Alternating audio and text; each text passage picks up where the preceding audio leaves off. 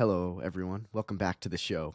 So, today I want to talk about a topic that I'm kind of known for talking about, which is this idea of porn and porn usage and the morality of it, the practicality of it, the science behind it, etc. And so, I guess some people who might see me talking about porn would say, porn isn't the biggest deal. Why are you making such a big deal about it? Stop worrying about it. Some people, it's okay if they watch. Other people, it's not. Some people might say it's all fine. Some people might say nothing is good about it. Jerking off is horrible. And so I just wanted to do a little bit of research, honestly, just for myself, because I'm a person who is still on the track of not watching porn and trying to avoid it, even though our culture seems to promote it. It seems like we see all the time, or at least I do, when I'm posting a reel on Facebook, and then a recommended reel is some random chicks like, "Oh, here's my OnlyFans page. Come check it out.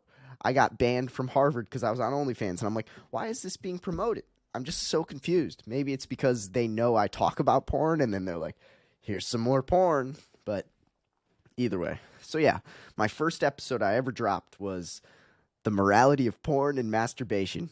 It honestly was just an unleash of my feelings and thoughts and emotions and experience on this porn topic, and it actually kind of catapulted me away from porn, and it helped me quite a bit. And it's been a bit of a rocky journey since, but it's been an upward trajectory overall. So I'm very glad, and anyone supporting, I really appreciate that.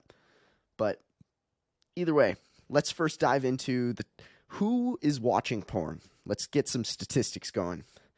According to a survey conducted by the Barna Group in 2016, among American adults, 79% of men between the ages of 18 and 30 reported having watched pornography in the last month, while 65% of men between the ages of 31 and 49 reported the same. So yeah, that's a majority of men right there, for sure. And it shows that 53% of boys and 28% of girls between the ages of 13 and 18 reported having viewed pornography. And I'm like, part of me suspects that's a higher percentage, even specifically for the boys, because some people don't want to self-report that. A lot of people keep that hidden. So if 53% of boys are reporting it, there's probably another percentage that aren't reporting it that do watch. And so that's doing some interesting things to our culture. All right, let's get some statistics based on gender. Yeah, okay. In the past year, 71% of men and 32% of women reported having viewed pornography in the past year. This is my thing with these studies. Reported. Not everyone wants to report this. This is something that people hide under the rug. When you're at a dinner party, do you typically say, "Yeah, I watch porn"? It's like, no. Unless you're someone like me, that doesn't happen very often. I'm just saying it. And yeah, men watch porn more than women, but there's a more and more percentage of a growing percentage of women that are watching as well. And I find it interesting that, and it might speak to this loneliness crisis that we're having. Less people are in relationships, less people are having sex, less people are getting married, less people are having kids. More people are just resorting to the nice fantasy on the phone. I don't have to put in any work, and I get attractive women scrolling on my feed all day long. I don't have to put in any work. I don't have to earn my woman. It's all just easy and free. But that's this idea of like, nothing good comes easy. You aren't free until you've created discipline and put that discipline into your schedule. Because if you are enslaved to your desires and you can't go a day without looking at porn and jerking off, I don't think you're very free. I think you're kind of enslaved. So yeah, that's interesting. This is a pretty sad one coming up right here. Study published in the Archives of Sexual Behavior in 2017 found that among American adults, 69% of married men and 76% of unmarried men reported viewing porn in the past year. Wow. 69% of married men. And that's just people who have reported. It's got to be higher. I swear this is an epidemic that is just going right under our nose. We can't people aren't talking about it. And so that's what this channel's for. One of the reasons why I have this channel. And yeah. And it reports that 42% of married women and 53% of unmarried women reported viewing porn in the past year. Wow. About half the women are watching porn, it seems like. And 80% of men are watching porn. And it's like, wow.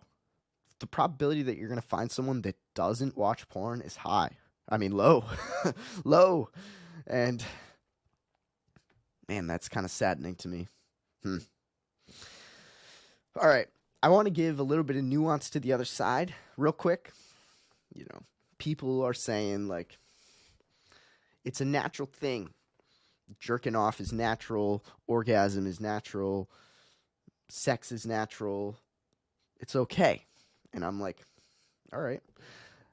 Is it really natural that you're able to see 1,000 women a day on your phone, scrolling past them? That's not very natural. Most humans only had the ability to see like 1 or 2 women, or maybe 5 in their lifetime that were attractive, that they would have maybe the potential to have sex with. Unless you're like a king and you had some more leverage in that dimension. But it's crazy that a man that's low on the socioeconomic hierarchy, who doesn't have anything going for him, can now have access to hours and hours and hours and hours of content of beautiful women. And I wonder what that's doing to them, because they don't have to put in any effort. And now you get to have that fantasy. It's like back in the day, you had to be a strong male, hunt the deer, drag it back, cook it, provide for your family. Then you might actually have to be able to have sex with your woman. She wants to feel safe and feel as if you're providing for her, providing safety, providing stability, etc. And yeah. All right, let's see. I'm just like, I looked up, why might porn be okay? Or, let's hear some arguments. Let's see. Fantasy and escapism. Some argue that pornography serves as a form of entertainment and fantasy fulfillment, providing an escape from reality and an opportunity to indulge in erotic or imaginative scenarios. They believe that consenting adults should have the freedom to engage in sexual fantasies without judgment or interference. I'm like, who wrote this? Probably someone who is stuck in a fantasy and lonely. And in my opinion, I don't want to escape from reality and live in a fantasy. I want to have an amazing life that has this kind of sexual fantasy built into it without it being a fantasy. I want it to be a reality. Either way. All right. Oh, my word. They're making economic arguments. The porn industry is a significant economic sector generating revenue and employment opportunities. Oh, man. Yeah, I need to look up a stat. Like, how many... Let's see here. How many OnlyFans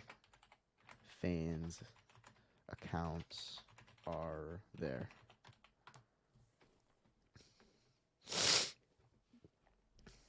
I'm using GPT, so as of September 2021, oh, man. At least in 2020, they had 100,000 content creators and 30 million users. So, man, there's hundreds of thousands of women out there who are exposing their private, sacred self out to the internet and are getting paid for it. And sure, that provides revenue for them, but I think it's sucking revenue from lonely men. And honestly, these women who are throwing their self out on the internet like that, do you think they're actually having deep emotionally intimate relationships. Like, what man wants to be with someone? What man wants to be with a woman that has 30,000 men fawning over her and paying money to her, wishing that they would have sex with her? It's like, this woman is now not just yours. And when you're with her, you're not the only man who is thinking of her.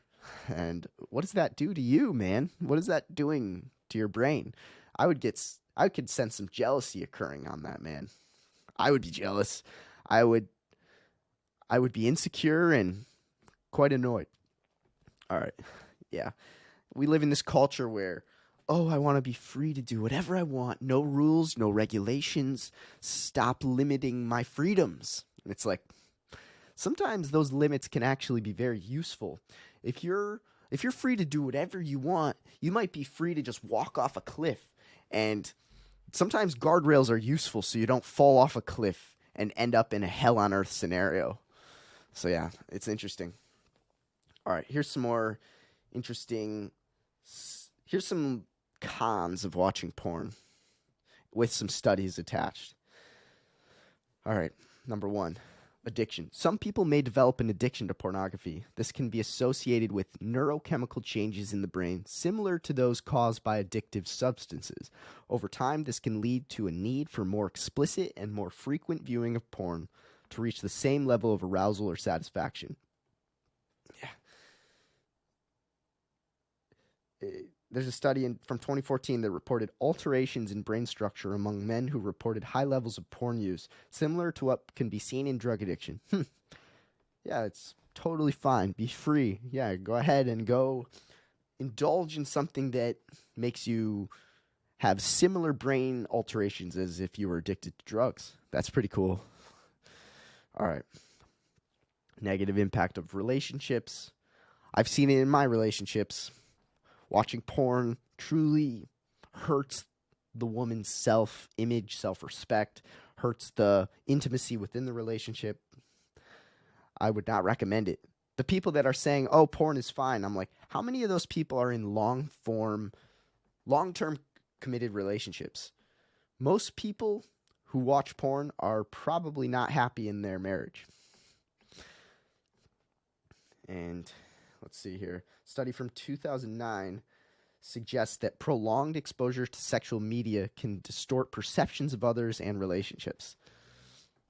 It's like your expectations can be completely warped. If you watch porn all the time and you see this chick doing something that you seem to think is cool, but then your woman doesn't want to do it, it's like you're holding an unrealistic expectation on your woman. Not good. Yeah, another study. Discuss how exposure to pornography can shape sexual expectations and behaviors, particularly among young people. For sure. Like, your brain is developing. You're not fully certain what sex is. Maybe you've never had sex before, but now you get to watch hours and hours of people having sex, but it can be violent, it can be graphic, it doesn't seem like the people who are porn actors are truly people that are in love. So if you're getting a view of what sex is through porn, your perception of what love is being distorted. That seems scary to me. It was distorted for me for a while. I didn't have a girlfriend I watched porn from age like 11 to 20 and didn't have a girlfriend throughout that whole time. I didn't know what love was. I knew what porn was, so I thought I knew what sex was, but it's not a clear representation. It's not a true representation of what true love is. Let's see here. Oh, desensitization. It's kind of similar to what I was saying before, but it's like the study from 2013 discusses how exposure to pornographic images can lead to cognitive interferences, including desensitization, which means that as you watch more, you need more extreme, more novel stimuli for arousal. This can lead to erectile dysfunction. What happens when you're 30 and your woman wants to be intimate with you, but you've seen too much pornography that's graphic and extreme that just a regular session of sex is not enough to get you aroused? What happens when you need porn to get you erect when your woman is wanting to have sex? She's not going to be wanting to have sex much more. When that's the case, I hope the men watching this is a wake-up call. It was for me. Even though I knew this, I still was addicted and kept watching. It's like, this addiction is loud. I noticed that when I watch, the next 12 to honestly 72 hours, it's like my brain's like, watch again, watch again, watch again. You're missing out. And I'm like, whew. Man, what an insane drug that I need, that I've been trying to quit, and I have been quitting. All right. Yeah, another interesting one. Objectification and dehumanization. Porn can sometimes perpetuate harmful stereotypes and contribute to the objectification and dehumanization of individuals, particularly women.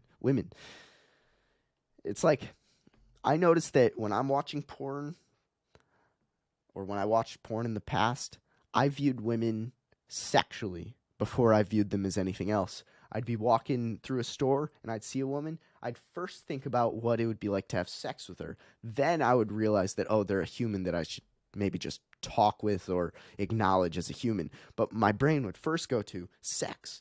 Whereas when I'm not watching porn, I view women more as people. And I feel like I'm able to have a conversation with them easier. And I don't feel as, my brain doesn't feel as focused on sex. So that's interesting. Another thing that shows that watching porn can lead to increased rates of depression, anxiety, and stress, and lower levels of self-esteem. And it's like, you're stressed, you're depressed, you're anxious, you don't feel good about yourself, but you watch this 5 minutes of porn, you feel this heightened amount of dopamine, and you feel good for 5 minutes. You feel pretty good. But after that drop is just way down, and you're just feeling like you're in the trenches, and you're like, ugh. And then your self-esteem is 3 times lower, and your stress is way higher, and you're even more depressed and anxious. It's an insane cycle that I think it's not talked about enough. And honestly, I'm a fan of Joe Rogan, but I honestly don't respect when he says, yeah, porn's fine. And I'm like, bro, I don't think it's fine. Maybe some people can handle it, but I cannot. I get completely addicted as soon as I watch. Yeah, also this social isolation factor. When you're watching porn more regularly, you're probably spending more time alone and less time in social interactions. It's like, it doesn't take much work to just go on your phone and look at that, and you're craving connection, you're craving social interaction, you're craving intimacy, and then you get it from a screen. It's like, does that seem natural? Can you really have an interaction with someone on a screen? Not nearly as well. I can through this podcast, but I guess that's different than porn. But potential impacts on productivity. A study from 2017 provides insights into how online distractions, including porn, can negatively impact productivity. It's like, ooh, I have a lot of stuff to do. I'm trying to grind. Oh, I'm feeling a little stressed. Maybe some porn will help. Spends 15 minutes down the porn rabbit hole. Spends 10 to 15 minutes or 30 minutes after feeling kind of demotivated, uninterested. It's like, that's not going to help you feel any better about the list of tasks you have coming up. Yeah, it's interesting. That's 10 little reasons on why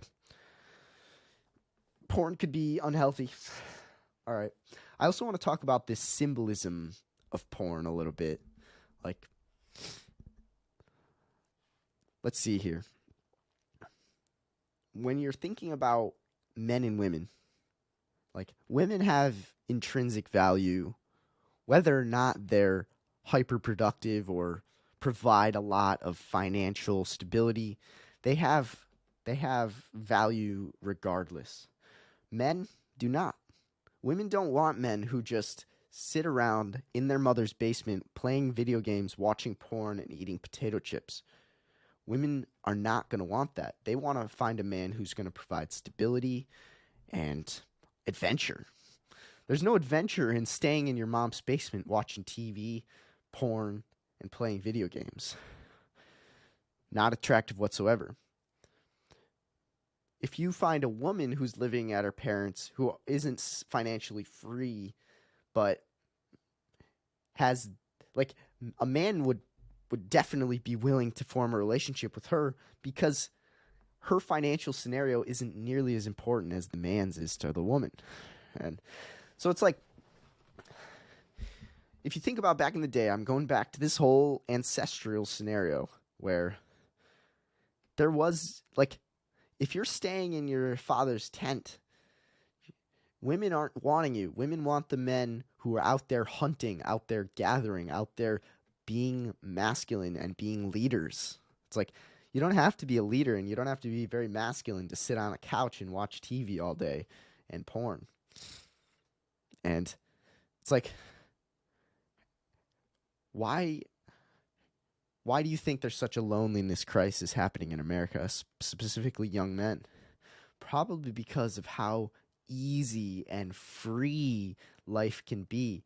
Oh, I'm free to do whatever I want. My parents are paying for my room.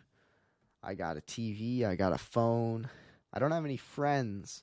Maybe I have some online friends through video games, but I have never talked with a woman in the past 6 months. And the only women I really engage with are the women on my screen. Whenever I'm at the grocery store, I keep my head down, headphones on, and I never make eye contact with any women because I'm terribly afraid of them because I consistently watch porn. And it's like, women can smell when you're confident and when you have, when you're confident in who you are. And if you're not confident in your story and who you are, women are not going to be coming up to you and interested. Yeah, it's interesting. It's like, going back to this escape. So, like, I searched, like, what is some symbolism behind this whole porn scenario? And the first one that came up was escape and stress relief. Porn can provide an escape from the pressures and stresses of everyday life. Men may turn to pornography as a way to alleviate anxiety, boredom, loneliness, and other emotional challenges. This symbolic appeal lies in the fantasy world it offers, where individuals can experience pleasure, control, fulfillment without facing real-life complications. Yeah, it's this easy route. It's like, you know why it's called the narrow path? It's hard. Not many people take it, but that's the path that leads you to greatness and to the stars. It's through hardship and it's through pain that you get there, not through pleasure, self-indulgence, and it's not the way. Another symbol, power and control. Pornography often presents exaggerated portrayals of masculinity, dominance, and sexual power. For some men, the symbolic attraction may stem from a desire to exert control or feel a sense of power in the world where they might otherwise feel powerless. Engaging in explicit content might provide a temporary sense of mastery or confidence that is lacking in their everyday lives. It's like, how powerful are you truly if you are not a leader? You don't have any friends, no one looks up to you, etc. I'll just get that feeling of power and control by pretending I'm a person on a screen, when in reality, you're just being cucked. You're just being cucked. Wow. You're a person who gets off by looking at pixels of two other people having sex while you're sitting in your room alone. Yeah, it's just so interesting that that's the culture we're in. Another symbol, emotional disconnection. In some cases, pornography addiction can be a manifestation of underlying emotional issues or difficulties with intimacy. Symbolically, pornography allows individuals to engage in sexual experiences without the emotional vulnerability and the complexities associated with real-life relationships. It offers a detached and superficial connection that avoids the risks of emotional investment, rejection, or vulnerability. Exactly. You don't have to run the risk of being rejected or being vulnerable if all you do is look at the screen. You get the climax without putting in any work, without being vulnerable, and without any risk of rejection. There is no rejection in porn. You just watch. There's no mountain you have to climb. There's no effort you have to put in. And I guess that's kind of been a lesson for me. It's like women love it when men are vulnerable and explain what their true feelings are. And so many men, instead of expressing what they're truly feeling, they channel their emotions into the wrong camp or into the wrong channel, I guess. Oh, I'm feeling emotionally lonely. Well, that just means I'm horny and I want to orgasm. Oof, I'm feeling stressed and anxious. I'm going to channel that into rage and get annoyed at my video game. It's like, men got to become a little bit more emotionally intelligent. It's like, I think it showed, I don't know, there's a large, at least a minority of men right now that have no close friends. No close friends. If I didn't have close friends, I would not be in the position I am right now. And having a close friend is very useful in expressing emotions and explaining feelings. And you can't do it alone. And women want men who are intelligent with their emotions, who are able to channel their emotions into good things such as journaling, speaking, and exercise, and other things like that. Not porn and TV and junk food. All right. Unmet needs and desires. The fourth symbolic thing I could find.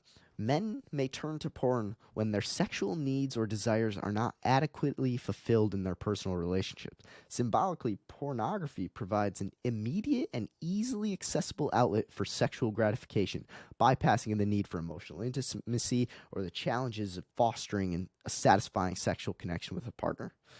It's exactly right. You get to reach the top of the mountain without stepping a single step.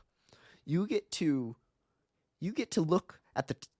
a glimpse of what the top of the mountain looks like when you're just at the very bottom, sitting on a couch. It's like, I went on a trip out west with a few buddies, and we climbed to the top of this mountain, and it took a ton of effort. I was sweating, I was breathing, but at the end, the view was worth it. And it's just, that's kind of like the same idea where it's like, if you take the steps that it takes to become emotionally vulnerable with a woman and to gain a deep connection with her and to reach that level of intimacy that could maybe lead to sex, you'll be able to see that all this effort I've put in, all these hours and months and years of fostering this connection with this woman, when you reach it, you're like, wow, that was so much more worth it. That work it took, the hard conversations, the crying on a late night, the sadness, just those kinds of feelings and the hardness that it takes and the arguments and the fights and the disagreements. It all made the experience worthwhile. So much more worth it than porn, which has zero friction and zero difficulty whatsoever. It's literally one of the easiest things you can do. 1 click, 2 clicks, you're there. Versus years of deep vulnerability. Being vulnerable is not easy for most people. It takes balls, but women like it when men have balls. So go and be vulnerable. All right, let's see here. Ooh, here we go. The fifth one, symbolic thing I could find. Cultural influences and social conditioning. Societal factors, including cultural norms, media representations, and societal expectations, can play a significant role in shaping attitudes and behaviors around porn consumption. Symbolically, The prevalence and normalization of pornography in certain cultures or subcultures may create a perception that engaging with explicit content is an inherent part of masculinity or male sexuality. It's like, I'd say that's pretty true in the culture I live in. It's like you slide into Snapchat, which honestly I've pretty much stopped using. I turned off notifications. I literally just use it to post my clips. And hopefully people are inspired there, but either way, it's like if you're familiar with Snapchat, you open it up, you scroll to the right, and then you get to see all the people that are texting you, which is fine. That was one of the main reasons I used it. But then once you finish texting your people, you see a little purple dot in the other corner. Oh, what's this? Oh, it's stories. Oh, look at all my friends. Let's click through and waste my life. But if you look below that, there's like chicks on every little panel. You see, it's like this explicit, like clickbaity bullcrap that you see all the time. Like, oh, porn star does this. OnlyFans chick does this. This famous guy sleeps with OnlyFans chick. Just bullcrap left and right. And then it's like all these like frames of chicks with barely any clothes on, and I'm like, Snapchat. Let's look up this like age of Snapchat users. Let's see here.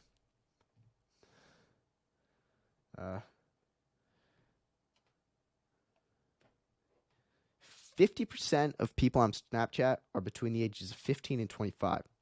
So 50% of the people on Snapchat haven't even fully developed their brain yet. But they're sliding into Snapchat and seeing, there's like 20 chicks on here that are showing off their skin. There's guys that are objectifying them.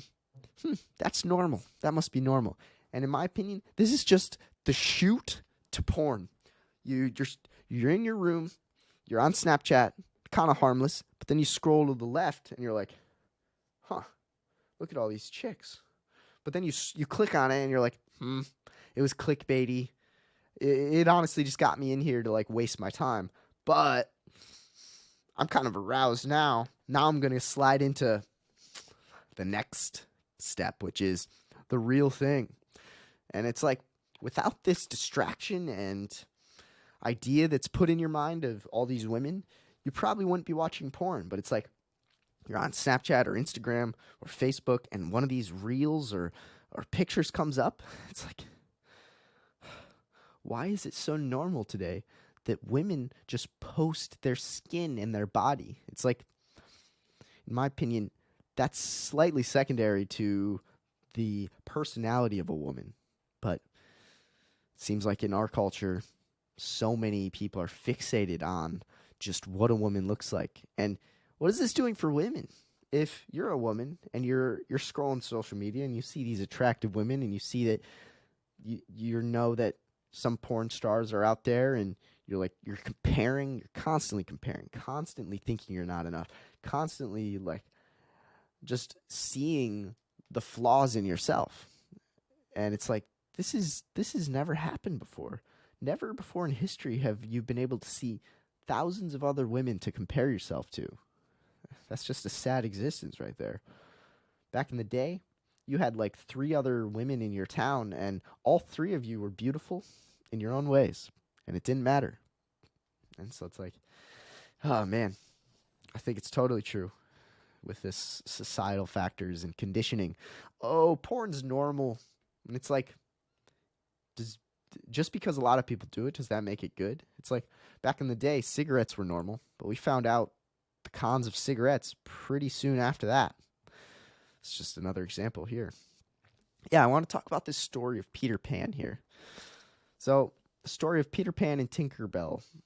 I learned this from Peterson, and Peterson has some interesting perceptions of porn, which has helped me a lot. It's like, he compares porn to this idea of Peter Pan, who's this young boy, or close to a young man, and he lives in a fantasy, Neverland, where he gets to go play with his friends, and he's he's also like fixated on this fairy Tinkerbell, and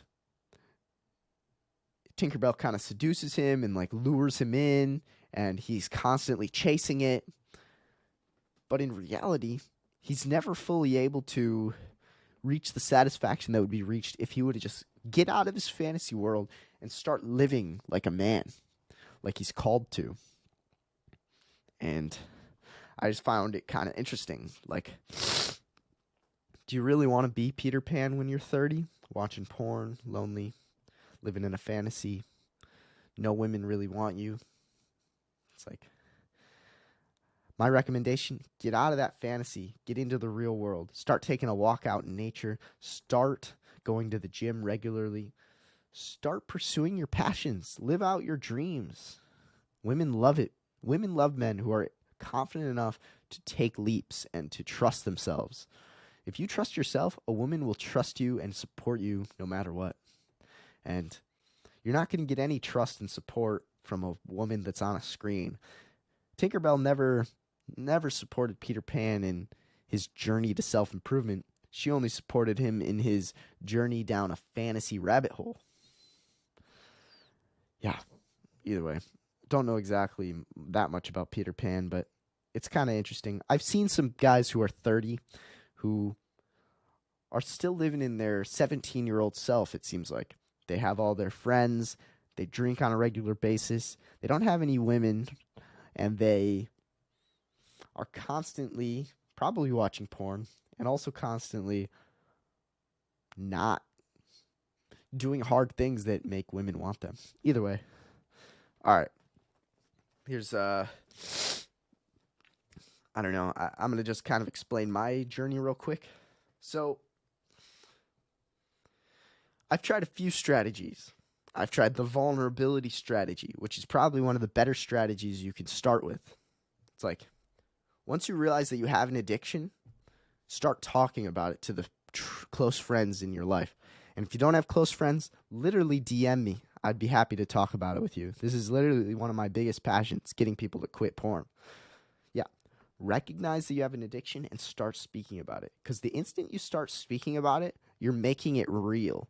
Because right now, maybe you're watching this and you're like, I watch porn, but no one knows. And it's like, well, you're not acknowledging it. You're not really admitting to it. And you're able to live a fantasy and a lie.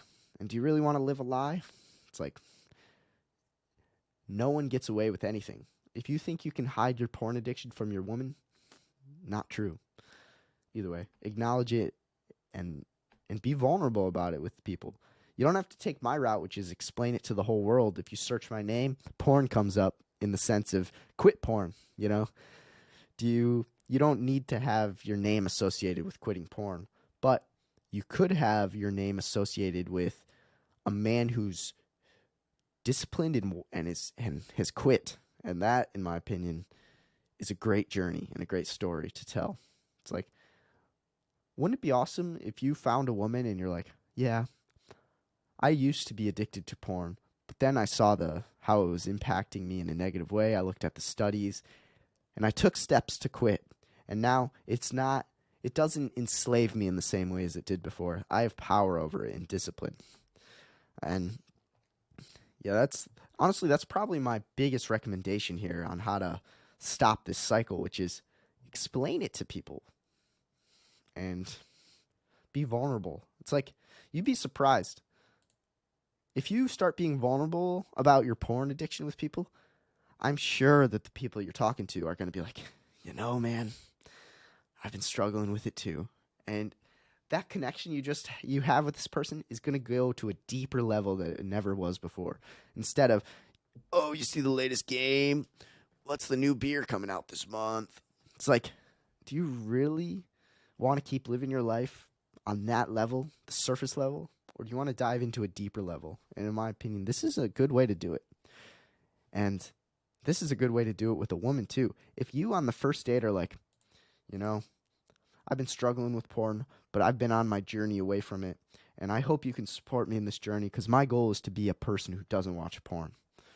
And like, if a woman hears that, they're going to be like, damn, this guy's a little different. This guy truly is a person that I kind of want to stick around to see. I want to see if he can tackle this monster. I believe in him. He believes in him. Let's go. You know, another one that I'd recommend, which is I need to do it more. I should plug my phone right over on this side of my room and not near my bed over there, because I've noticed that at night and in the morning, those are like my most vulnerable times, when like I'm kind of tired, I'm kind of lazy. I feel the desire then most. When I'm out doing my own thing, walking around, making these vids, I don't feel much of a desire because I'm kind of moving. When I'm taking a walk, when I'm with family or friends, I don't feel a desire at all. It's when you're alone, sleepy, that's when you're most vulnerable. You know, identify these triggers. My trigger was Snapchat stories. My trigger was Instagram. I literally went on Instagram and said, not interested, not interested, not interested, over and over and over and over again to these chicks in bikinis. And now, literally all my page is motivational quotes, Bible verses, Rocket League videos, because I kind of like Rocket League, and podcast clips, because I like podcast clips. And pretty much, I don't follow any women pretty much on my Instagram, because I don't like seeing women in bikinis. It literally is such a trigger for me. I don't like going on Snapchat and seeing that fucking bull crap that is shown to all these children. I don't. Yeah, it's like when you're in the gym, I try to avoid even just looking at women there, because it's like that literally would get my brain thinking. I like to focus on me, and I like to just keep moving. You know, you can use tools such as like blocking your access to porn. I've seen pros and cons with it. The pro is that you literally can't watch. The con is you might actually try to go to another computer to kind of access it, or you might try to like take many steps to avoid it, or you might try to find a way to reach it either. Otherwise, it's like if you aren't strong enough to not watch, I don't think putting up a blocker is really going to help. I think you have to establish the discipline and the reasons on why you want to quit. Subconsciously, why do I not want to watch? What will happen to my life if I watch regularly? If you train yourself to be like, when you watch, this will happen. And if you watch regularly, this will happen. It's like if you're able to train your brain to say like, this feeling will lead to a terrible end result, so don't watch. I find that more useful than just putting a blocker on. Replace the habit. I replaced the habit of porn with this pod, literally. And like without this pod, I'd probably be watching porn regularly. So it's been useful for me. Yeah. If you're feeling the urge, take a walk, take a shower, literally leave your house, get outside, take your shirt off outside. It'll feel amazing. Way better than porn. Either way. Yeah, also celebrate your milestones. Celebrate the day victories.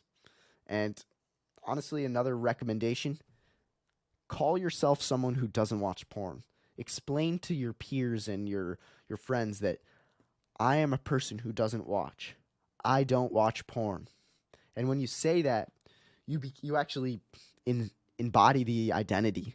Instead of, yeah, my goal has been to quit, but I haven't quit. It's like, that is not going to be as useful as identifying as someone who doesn't watch. So either way, I hope you guys enjoyed this episode. I enjoyed making it. I learned a lot. It motivates me to do these kind of episodes. Let me know if you want to see any more of these kind of episodes, because I'm always down to talk about these kinds of things. If you have any other topics you want me to cover, reach out. DM, YouTube comment. You know where to find me. All right, y'all. Have a great one. Farewell.